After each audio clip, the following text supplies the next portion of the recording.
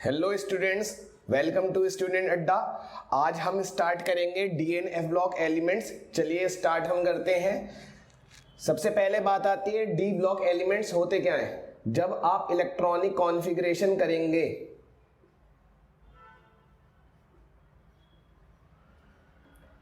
आपका last electron enter करना चाहिए किसमें, डी ऑर्बिटल में। उसको हम बोलेंगे डी ब्लॉक एलिमेंट्स। ठीक है, इलेक्ट्रॉनिक कॉन्फ़िगरेशन करी, लास्ट इलेक्ट्रॉन कहां गया, डी ऑर्बिटल में गया, क्या बोलेंगे इसे, डी ब्लॉक एलिमेंट। अब हमें पता है कि डी ब्लॉक एलिमेंट की 4 सीरीज होती है।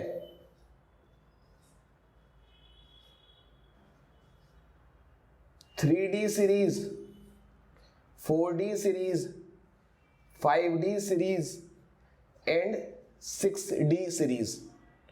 3D, 4D, 5D, 6D। Last electron 3D orbital में गया, 3D सीरीज का एलिमेंट है वो। लास्ट इलेक्ट्रॉन 4D में गया, 4D सीरीज का एलिमेंट है। लास्ट इलेक्ट्रॉन 5D ऑर्बिटल में गया, 5D सीरीज का एलिमेंट है। लास्ट इलेक्ट्रॉन आपका 6D ऑर्बिटल में गया, 6D सीरीज का वो एलिमेंट है। ठीक उसी तरीके से अगर आपका इलेक्ट्रॉन हमारा एंटर करता है किसमें, f ऑर्बिटल में, f ऑर्बिटल में, तो उसको क्या बोलेंगे, f ब्लॉक एलिमेंट। अब हमारे पास f ऑर्बिटल 2 होते हैं, 4f 5f। भाई 4f और 5f, अगर 4f में एंटर करता है तो आप उसे बोलेंगे 4f सीरीज का ये एलिमेंट है। अगर लास्ट इलेक्ट्रॉन एंटर करता है 5f में तो आप क्या बोलेंगे, 5f सीरीज का एलिमेंट है। ठीक है, इलेक्ट्रॉनिक कॉन्फ़िगरेशन करी, इलेक्ट्रॉन गया डी ऑर्बिटल में तो बोलेंगे डी ब्लॉक का एलिमेंट है। लास्ट इलेक्ट्रॉन f ऑर्बिटल में गया तो बोलेंगे f ब्लॉक सीरीज का एलिमेंट है। f ब्लॉक में 2 सीरीज होती है, 4f and 5f series. D series हमारी 4 होती है, 3D, 4D, 5D and 6D। Main कौन सी है सर, मेन है 3D। ठीक है, इन दोनों तो पढ़ना है आपको, दोनों पढ़ने। मेन इसमें है हमारी कौन सी, 3D सीरीज। नोट डाउन करिए, फिर हम आगे चलते हैं।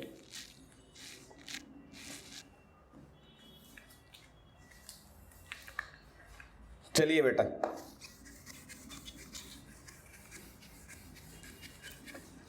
अब हमें याद रखना है कौन सी सीरीज, 3D सीरीज।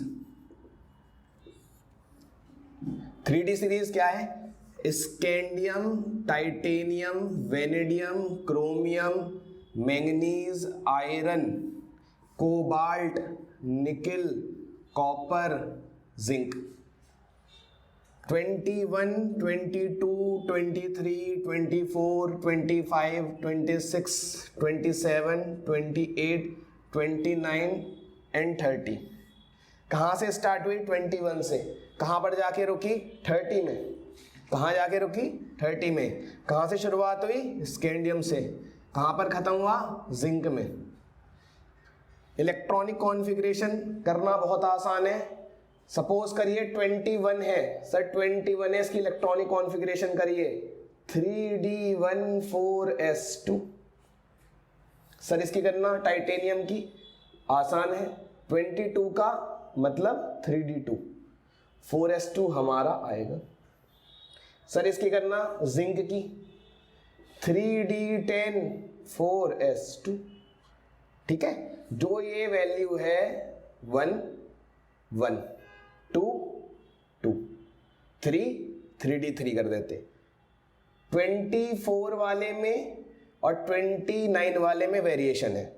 24 वाले की क्रोमियम है, 24 एटॉमिक नंबर होता है, कॉन्फ़िगरेशन क्या होनी चाहिए थी, 3D4 4S2। ये ना हो के क्या लिखेंगे हम, 3D5 4S1। 3D4 की जगह 3D5 कर दिया, 4S2 की जगह 4S1 कर दिया। ठीक उसी तरीके से कॉपर है, कॉपर का एटॉमिक नंबर कितना है, 29। कॉन्फ़िगरेशन करेंगे 3D9 4S1 4S2। अब इसको क्या करना है, 4s2 ना करके 4s1 और 3d9 ना करके 3d10, 3d10 4s1। सर ये आपने क्यों कराया ऐसा, 3d10 3d5, ये क्या है, हाफ फिल्ड, ये क्या है, फुल फिल्ड। यहां पर वेरिएशन आता है दो एलिमेंट्स में, किस लिए, अपने आप को हाफ फिल्ड या फुल फिल्ड करने के लिए। 3D सीरीज स्कैंडियम से स्टार्ट होगा, स्कूटी, वैन, कार में, फैको, निकल, कॉपर, जिंक, 21 से 30, 21 कॉन्फ़िगरेशन 3d1 4s2, 22 होता 3d2 4s2, 23 होता 3d3 4s2, 24 होता 3d4 4s2 ना करके क्या कर दिया 3d5 4s1। हाफ फील्ड के लिए हमने कॉन्फ़िगरेशन में चेंज कर दिया, फुल फील्ड के लिए हमने कॉन्फ़िगरेशन में चेंज कर दिया, किसमें, कॉपर में। बाकी तो 26 है तो 3d6 4s2 as it is आपको करना है इसमें, ठीक है। इसे नोट डाउन करिए, फिर हम आगे चलते हैं। चलिए अब हमें इस 3D सीरीज के जो एलिमेंट है या D सीरीज के जो एलिमेंट है, इनकी हमें कॉन्फ़िगरेशन याद करनी है, कॉन्फ़िगरेशन याद करनी है। कॉन्फ़िगरेशन स्कैंडियम की जैसे 21 था 3d1 4s2, titanium 3d2 4s2, ठीक है। आपको पता होना चाहिए किसके पास कितने अनपेयर्ड इलेक्ट्रॉन्स हैं, कौन फुलफिल्ड है कौन फुलफिल्ड नहीं है, उससे इनकी कैरेक्टरिस्टिक्स में बहुत इफेक्ट पड़ता है। तो अब हम आते हैं कैरेक्टरिस्टिक्स के बारे में पढ़ते हैं। Characteristics,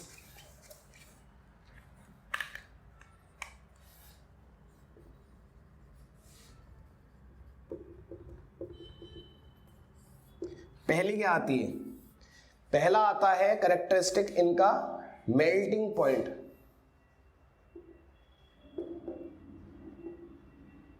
melting point and boiling point. भाई इनका मेल्टिंग पॉइंट और बॉइलिंग पॉइंट हाई होता है।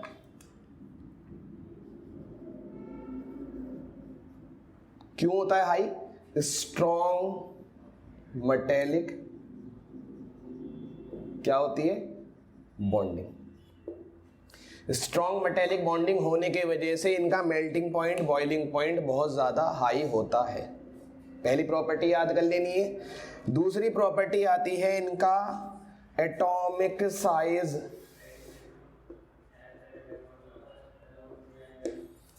आप एटॉमिक साइज लेफ्ट से किधर चलेंगे, राइट की तरफ चलेंगे, मतलब कि सीरीज में आप चलेंगे लेफ्ट से राइट की तरफ, तो साइज क्या होता है, डिक्रीज होने लग जाता है। साइज क्या होने लग जाता है, डिक्रीज होने लग जाता है। क्यों डिक्रीज होने लग जाता है, स्क्रीनिंग इफेक्ट के वजह से, ठीक है। फिर आगे जाते जाते जैसे जैसे इलेक्ट्रॉन्स पेयर होने स्टार्ट हो जाएंगे तो साइज कांस्टेंट हो जाता है, साइज डिक्रीज होगा। उसके बाद जैसे जैसे इलेक्ट्रॉनिक कॉन्फ़िगरेशन आप करेंगे, अगर पेयरिंग स्टार्ट हो गई, पेयरिंग होना स्टार्ट हो गई, तो साइज क्या हो जाएगा, कांस्टेंट हो जाएगा। दो प्रॉपर्टी बता दी मैंने, melting point boiling point high होता है, एटॉमिक साइज छोटा होता है सीरीज में लेफ्ट टू राइट जाने पे, फिर कांस्टेंट होने लग जाता है अगर इलेक्ट्रॉन्स की पेयरिंग स्टार्ट हो जाती है, ठीक है। नोट डाउन करिए, आगे चलते हैं।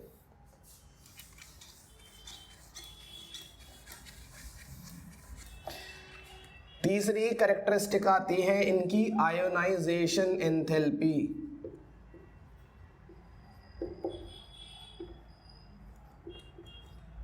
आयोनाइजेशन एंथैल्पी, भाई आयोनाइजेशन एंथैल्पी का सीधा सीधा लेना है साइज से। साइज अगर छोटा तो आयोनाइजेशन एंथैल्पी ज्यादा। अब हमने अभी पढ़ा लेफ्ट से राइट में अगर जाते हैं तो साइज क्या होता है, छोटा होता है। भैया अगर साइज छोटा होगा तो आयनाइजेशन एंथैल्पी क्या हो जाएगी, ज्यादा। तो लेफ्ट से राइट में जाने पे आयनाइजेशन एंथैल्पी इनकी बढ़ती है, और जैसे जैसे पेयरिंग होगी वैसे वैसे आपकी आयनाइजेशन एंथैल्पी भी क्या होने लग जाएगी, स्टेबल की तरफ, मतलब कि बढ़ने ही लगेगी। आप ये मान लीजिए बढ़ने लगेगी। लेफ्ट से राइट जाने पे आयनाइजेशन एंथैल्पी बढ़ती है किनकी, डी सीरीज एलिमेंट्स की, ठीक है। नेक्स्ट प्रॉपर्टी इनकी आती है कलर, कलर फॉर्मेशन। भाई ये क्या है कलर, ये क्या है, ये कलर शो करते हैं। अगर आप जैसे पोटेशियम पर मैग्नेट है, आप पानी में घोलिए, पिंक कलर आएगा। भाई पिंक कलर क्यों आया, उस कलर का रीजन क्या है, उस कलर का रीजन क्या है, रीजन बताइए। उस कलर का रीजन है डी ट्रांजिशन, डी ट्रांजिशन। अब डी ट्रांजिशन क्या होता है, डी ट्रांजिशन होता है डी और इलेक्ट्रॉन जो है वो आपका कहां से, T2G से मान लीजिए Eg में जा रहा है, T2G से इलेक्ट्रॉन एक्साइट होकर कहां चले जाएगा, Eg में चले जाएगा। ठीक, फिर Eg से वापस आएगा तो रेडिएशन निकलेगी। वो रेडिएशन किसी वेवलेंथ ही होती है, वो रेस्पॉन्सिबल कलर के लिए होता है। मगर हमें इतना नहीं है ना, हमें बस ये बताना है कि कलर फॉर्मेशन किस वजह से होता है, डी ट्रांजिशन की वजह से होता है। बस सर डी ट्रांजिशन भी तब होगा जब इनके पास क्या होंगे, अनपेयर्ड इलेक्ट्रॉन्स। जिसके पास अनपेयर्ड इलेक्ट्रॉन्स होंगे वो क्या करेगा, वो कलर शो करेगा। चलिए क्वेश्चन देखते हैं कलर फॉर्मेशन के ऊपर। एक है स्कैंडियम के ऊपर हम चार्ज लगाते हैं +3, टाइटेनियम हम चार्ज लगा देते हैं इसके ऊपर, चलिए इसके ऊपर भी +3, 21 होता है। कन्फिग्रेशन क्या होगी, 3d14s2। टाइटेनियम 22 होता है, कन्फिग्रेशन क्या होगी, 3d24s2। +3 का चार्ज मतलब 3 इलेक्ट्रॉन खत्म, 3d0 4s0। +3 का चार्ज 4s2 खत्म, 3d2 में से 1 रह जाएगा। अब d⁻1 मतलब कि जो आपके d ऑर्बिटल्स हैं उसमें एक अनपेयर्ड दिख रहा है, तो सीधा सा आंसर है सर इसमें अनपेयर्ड इलेक्ट्रॉन दिख रहा है, तो ये टाइटेनियम वाला जो आयन है ये क्या करेगा, कलर शो करेगा। ये कलर शो नहीं करेगा। क्यों नहीं करेगा sir, no unpaired electron, no unpaired electron, electron ही नहीं अनपेयर्ड तो क्या डी ट्रांजिशन करेगा। ठीक है, 4 प्रॉपर्टी हमने पढ़ ली। 5वीं आती है अब प्रॉपर्टी जिसको हम बोलते हैं कॉम्प्लेक्स फॉर्मेशन।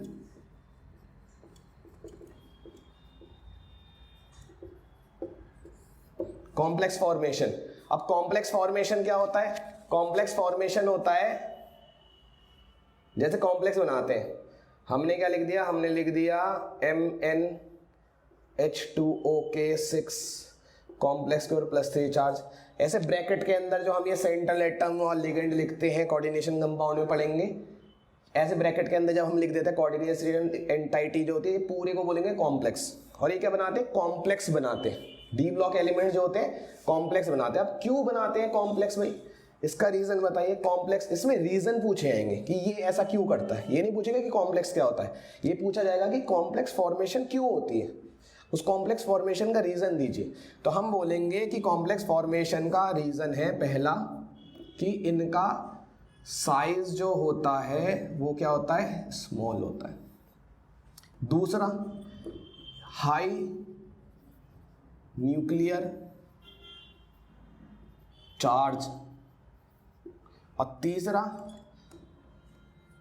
इनके पास एम्प्टी डी ऑर्बिटल होते हैं।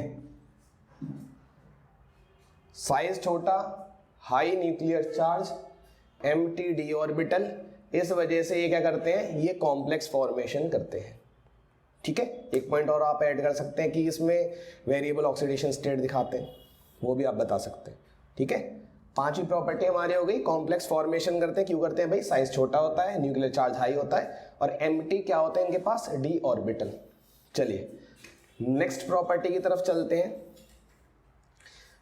कैटालिस्ट, कैटालिस्ट या कैटालाइटिक, कैटालाइटिक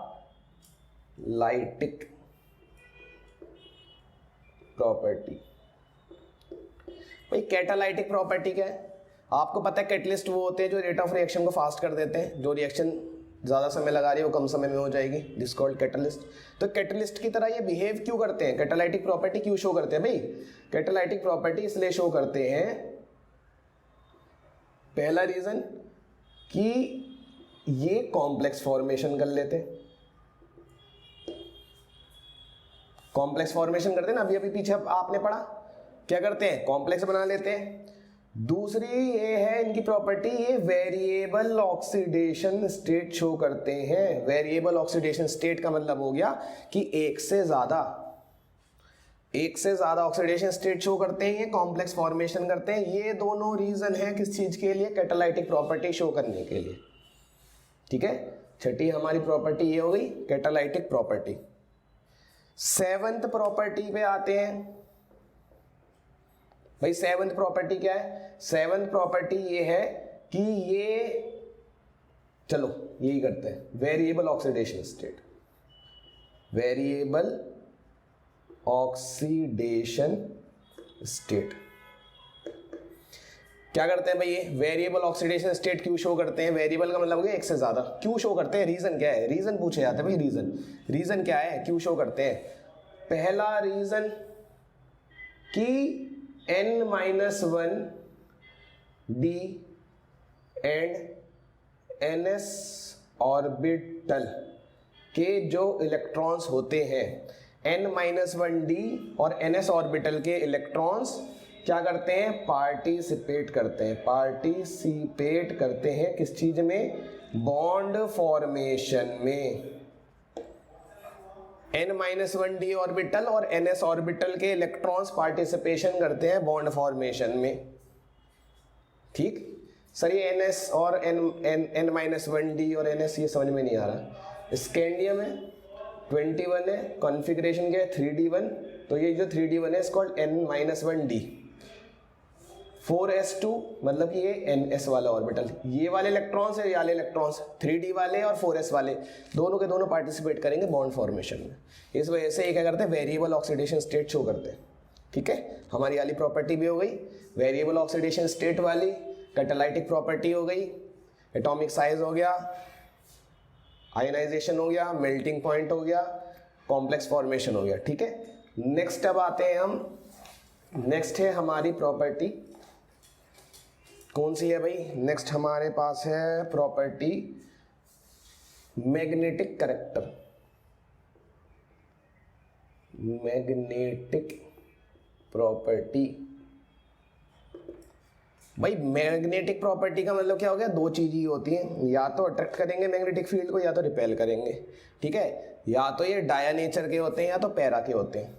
अब मैग्नेटिक प्रॉपर्टी शो करते हैं, हम कहेंगे कि ये पैरा मैग्नेटिक होते हैं, एक आधे को छोड़ के बाकी सारे पैरा मैग्नेटिक।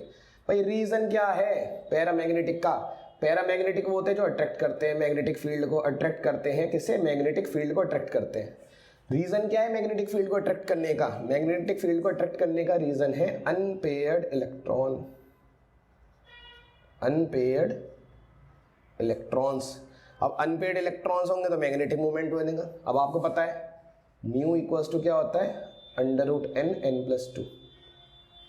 ठीक, यहां से आप निकाल लेंगे मैग्नेटिक मोमेंट। अब देखिए मेरे आपके सामने एक मैंगनीज है, मैंगनीज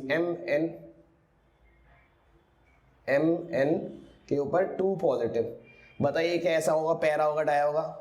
भाई Mn की कन्फिग्रेशन क्या होती है, 3d5 4s2 +2 का चार्ज है मतलब 4s0, 3d5 बचा, 3d5 d ऑर्बिटल्स कितने हैं, 5, पांचों में के 1 2 3 4 5, n की वैल्यू क्या है 5, तो 5 अनपेयर्ड इलेक्ट्रॉन्स है ना, तो कैसा बिहेवियर शो करेगा ये, पैरामैग्नेटिक। जिंक ले लेते हैं, जिंक 30, कन्फिग्रेशन क्या होती है 3d10 4s2। मान लीजिए जिंक का आयन है, जिंक का आयन है 4s0, 3d10 बच गया मेरे पास। 10 का मतलब क्या है, 1 2 3 4 5, 1 2 3 4 5 6 7 8 9 10, सारे के सारे पेयर्ड है सर, n की वैल्यू 0 है, यहाँ पर है ही नहीं अनपेयर्ड इलेक्ट्रॉन, तो कैसा होगा ये, डाया। डाया मतलब रिपेल, किसे रिपेल करेगा, मैग्नेटिक फील्ड को। नोट डाउन कर लीजिए फिर आगे चलते हैं।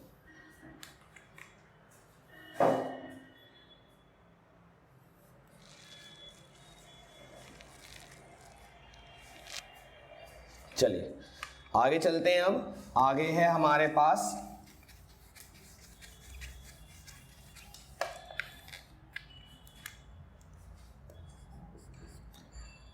Alloy formation. भाई एलॉय फॉर्मेशन क्या होता है? एलॉय फॉर्मेशन का मतलब हो गया ये एलॉय बनाते हैं। एलॉय क्या होता है? एक मिक्सचर होता है कंपाउंड्स का। मेटल मेटल को मिला लीजिए, या मेटल नॉन मेटल को, या नॉन मेटल को मिला लीजिए, तो आपका क्या होगा? ये एलॉय बन जाएगा। ठीक है। अब ये लोग क्या है? ये एलॉय बनाते हैं, मतलब मिक्सचर बनाते हैं, होमोजेनियस मिक्सचर। अब रीजन क्या है एलॉय बनाने का? भाई बहुत ज्यादा एलॉय बनाते हैं ये लोग। क्या रीजन क्या है? इनका साइज क्या है? सिमिलर साइज होता है। क्या है इनका? Similar size. रीजन पूछा जाएगा एलॉय फॉर्मेशन क्यों करते हैं, आप बोलेंगे due to their similar size. Similar size की वजह से क्या बनाएंगे? एलॉय बनाएंगे। नेक्स्ट आते हैं अब हम, हमारे पास है नेक्स्ट प्रॉपर्टी इंटरस्टिशियल कंपाउंड। क्यों बनाते हैं भाई इंटरस्टिशियल कंपाउंड? इंटरस्टिशियल कंपाउंड होते क्या है? इंटरस्टिशियल कंपाउंड क्या होते हैं? ये डी ब्लॉक के एलिमेंट्स हैं। ठीक है। अब इनके बीच में आपको दिख रहा है यहां पर स्पेस, ये रहा। ये क्या है? Crystal lattice. ये क्या है? वॉइड्स कह लो या इंटरस्टिशियल स्पेस कह लो। अब इन इंटरस्टिशियल स्पेस में छोटे छोटे एलिमेंट्स क्या हो जाते हैं? ट्रैप हो जाते हैं, फिट हो जाते हैं।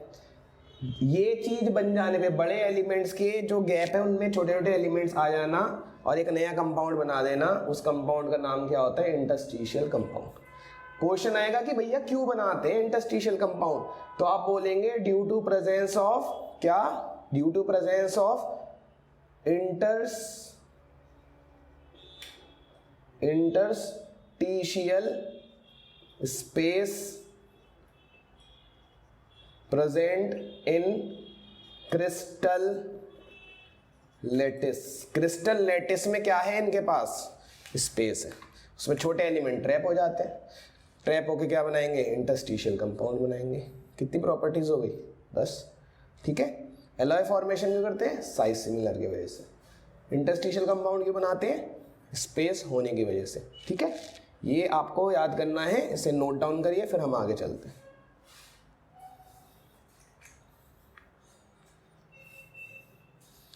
देखिए अब आगे है हमारे पास some important compound of D block elements.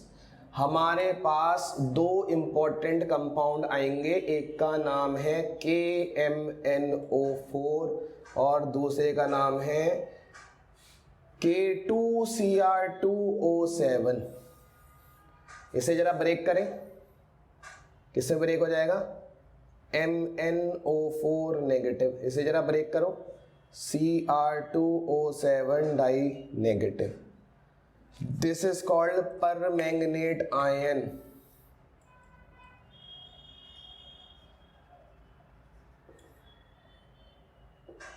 और ये डाइक्रोमेट आयन। दोनों के दोनों ऑक्सीडाइजिंग एजेंट है। कौन? ये और ये क्या है? Oxidising agent. ऑक्सीडाइजिंग एजेंट का मतलब है जो ऑक्सीडेशन करवाएं। ठीक है। दूसरे को ऑक्सीडाइज्ड करेंगे, खुद रिड्यूस्ड हो जाएंगे। This called oxidising agent. कौन है? पोटेशियम परमैंगनेट और क्या है? Potassium dichromate. दोनों की प्रॉपर्टीज, दोनों की प्रिपरेशन आपको याद करनी। दोनों की प्रिपरेशन और प्रॉपर्टीज। प्रिपरेशन, प्रॉपर्टीज दोनों की। किसकी? पोटेशियम परमैंगनेट की और किसकी? पोटेशियम डाइक्रोमेट की। नोट डाउन करिए, फिर आगे चलते हैं।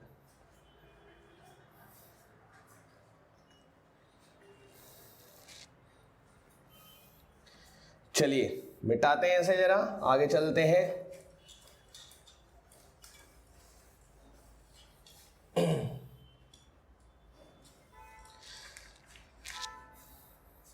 प्रिपरेशन में आते हैं, किस चीज की प्रिपरेशन, KMnO4 की, ठीक है।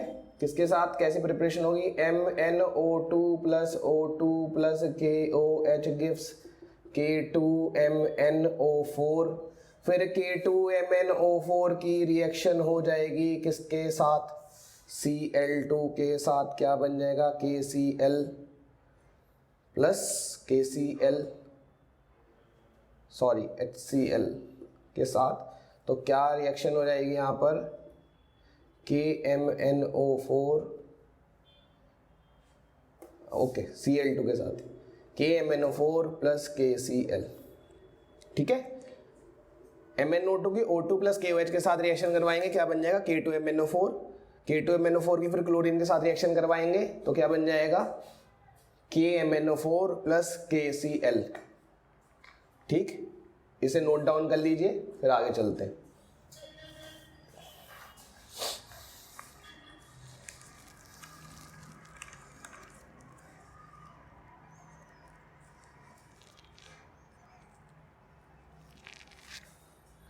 ऐसे ही आपको इनकी प्रॉपर्टीज याद करनी है। प्रॉपर्टीज क्या है भाई, ये तो प्रिपरेशन हो गई, प्रॉपर्टीज बैलेंसिंग आप करेंगे इसे, ये आपका होमवर्क है। आगे चलते हैं अब properties. MnO4 negative 8H plus ion और 5 इलेक्ट्रॉन अगर लेता है, ऑक्सीडेशन स्टेट यहाँ पर क्या है, निकाल सकते हैं, हाँ जी सर निकल जाएगी, इजीली निकल जाएगी। x plus -2 multiply by 4 equals to -1 और x की वैल्यू क्या है, +7। +7 चार्ज लेके बैठा है, कितने इलेक्ट्रॉन एक्सेप्ट कर रहा है, 5 इलेक्ट्रॉन एक्सेप्ट करने का मतलब चार्ज कितना रह जाएगा, 7 में से 5 गए 2, क्या बनेगा, Mn2 पॉजिटिव। जितने H प्लस आयन है उसका हाफ वाटर के मॉलिक्यूल 4H2O। ये रिएक्शन आपको अच्छी तरीके से याद रखनी है, ठीक है। ऑक्सीडाइजिंग एजेंट है, ऑक्सीडाइजिंग एजेंट क्या करता है, दूसरे को तो ऑक्सीडाइज करता है, खुद रिड्यूस होता है। रिड्यूस हो रहा है, देखो इलेक्ट्रॉन एक्सेप्ट कर रहा है, इलेक्ट्रॉन क्या कर रहा है, एक्सेप्ट कर रहा है। एक्सेप्ट करने का मतलब कि खुद तो रिड्यूस्ड हो रहा है और दूसरे को क्या कर दे रहा है, ऑक्सीडाइज। अब आपको इसमें याद रखना है किसको किस में ऑक्सीडाइज करेगा, C2O4 डाइनेगेटिव को कर देगा CO2 में, Fe2 पॉजिटिव को बदल देगा किसमें, Fe3 पॉजिटिव में, SN2 पॉजिटिव को बदल देगा SN+4 में, ठीक। सल्फाइट SO3 डाइनेगेटिव को SO4 डाइनेगेटिव में, I नेगेटिव को किसमें, I2 में, ठीक है। इस तरीके से आपको याद रखने, इसे नोट डाउन कर लीजिए, ठीक है। इसे नोट डाउन करिए, फिर हम आगे चलते हैं।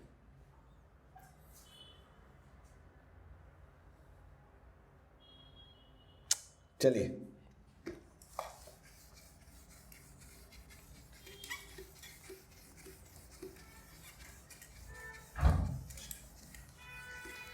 आपको एक चीज याद रखनी है, KMnO4 की, इसकी परमैंगनेट आयन की एल्कलाइन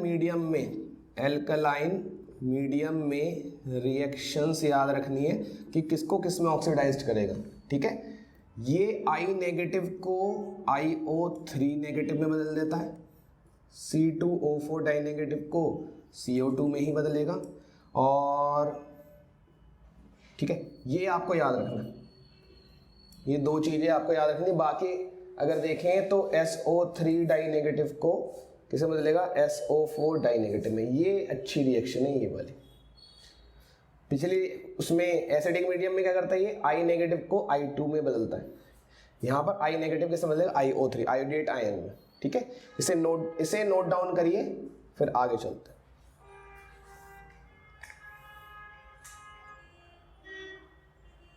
चलिए अब है हमारे पास पोटेशियम डाइक्रोमेट K2Cr2O7, ठीक है। इसकी प्रिपरेशन ये वाला स्टेप जो मैं आपको बता रहा हूँ ये अच्छी तरीके से याद रखना है। पीछे वाले स्टेप्स आप देखेंगे एनसीईआरटी से, Na2Cr2O7 वो कह देता है सोडियम डाइक्रोमेट से बताइए, सोडियम क्रोमेट से डाइक्रोमेट से बना के दिखाइए। Na2Cr2O7 की KCl के साथ रिएक्शन करवाइए, क्या बन जाएगा K2Cr2O7 प्लस K2Cr2O7 प्लस क्या निकल जाएगा NaCl। ये इंपॉर्टेंट है, ठीक है, इसे नोट डाउन करिए फिर आगे चलते हैं।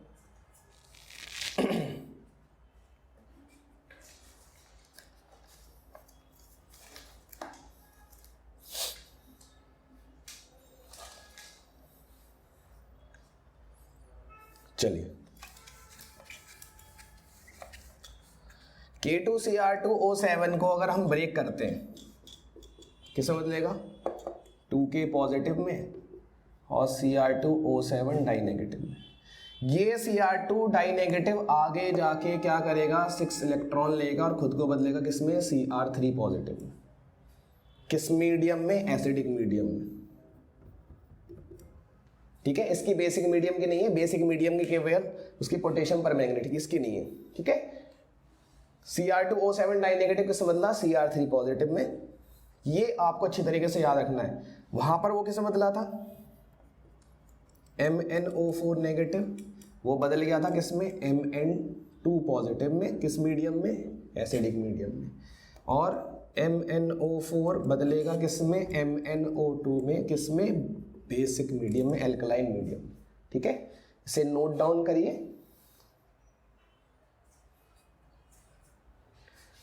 ठीक है बेटा। यहां तक हमने क्या पढ़ा, हमने पढ़ा डी ब्लॉक एलिमेंट्स क्या, तो मैं क्विक रिव्यू करवाता हूं, ठीक है, short revision. D block elements वो होते हैं जब हम इलेक्ट्रॉनिक कॉन्फ़िगरेशन करेंगे डी ऑर्बिटल में जाएगा तो D block element. F block elements क्या होते हैं, किसी एलिमेंट के आप कॉन्फ़िगरेशन कर रहे हैं, लास्ट इलेक्ट्रॉन एंटर कर रहा है एफ ऑर्बिटल में, तो एफ ब्लॉक एलिमेंट्स।